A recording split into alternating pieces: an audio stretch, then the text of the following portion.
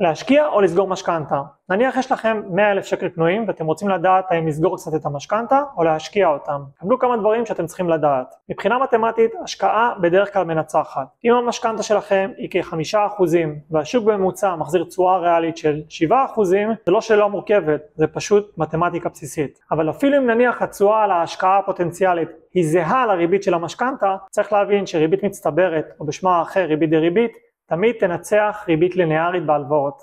מצד שני, בתחום הפיננסים, התנהגות נוטה לנצח מתמטיקה, או במילים פשוטות, החיים עצמם. אז אם אתם שונאים חובות ואתם תשנו טוב יותר בידיעה שהבית שלכם לגמרי שלכם, פירעון משכנתה יכול להיות התשואה הטובה ביותר המותאמת לסיכון עבורך. החיים זה לא שחור או לבן, וגם בהשקעות אין נכון או לא נכון. אתם יכולים גם לפצל, קצת לקרן ולהשקיע את השאר. כל החלטה לא קיימת בחלל ריק, וצריכה להיות מותאמת לתוכנית וליעדים שלכם.